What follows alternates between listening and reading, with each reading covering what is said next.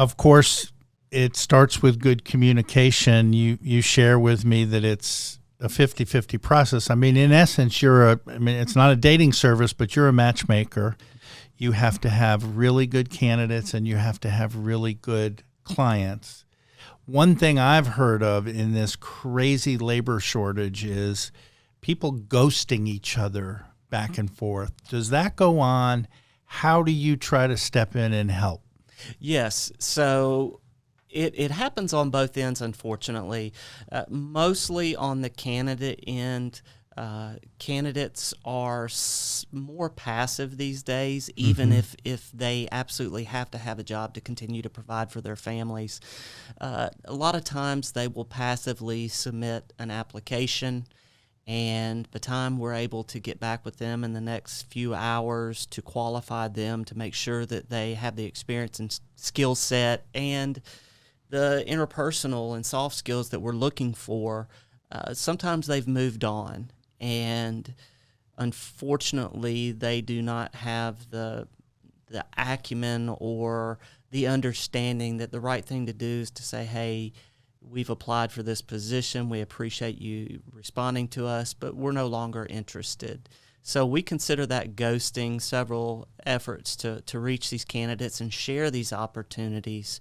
But at some point, it's time to move on. And ghosting is definitely an indicator of when to move on. Sometimes it does happen on the employer side. They're so busy, especially smaller businesses. They're wearing multiple hats. Sometimes it takes several days to get back to us on a potential candidate, to share the candidate with their leadership teams and get those responses and get back to us.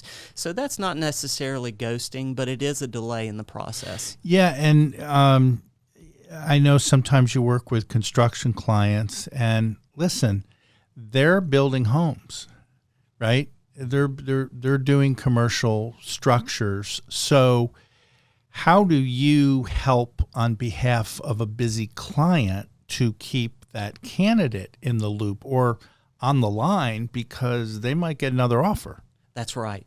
So it's communication by any means necessary. It's respectful communication. It's text, email, it's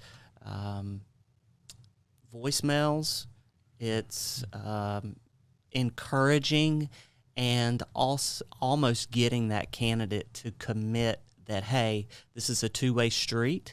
We're going to communicate with you, and we want you to make every effort to communicate back with us. And we're going to share with you as much information as we can to help in this process. And we're going to make sure that this potential employer, our client, is staying in process with us so we can keep you in the loop, to keep you warm. This might be a 3-month process. It takes some patience, and it takes some feelings of security and interest in a role to hang around that long. Yeah.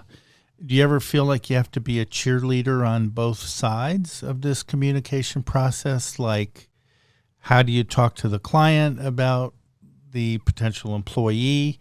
And how do you keep the employee interested in like certain unique benefits that the company has? Yes. So every industry has its challenges, but we've got to address the need for whatever specific position it is, see where it lines up in the success of the business.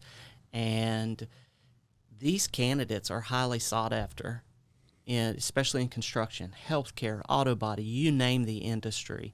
We've got to continue to stay in touch with the candidate and make sure the client realizes that we are working on their behalf to make sure we don't lose that candidate. Whether we know at this point if they are going to be a true 100% asset to the team yet or not. But the trades are lacking in the skill sets, and we're just trying to find the right fits.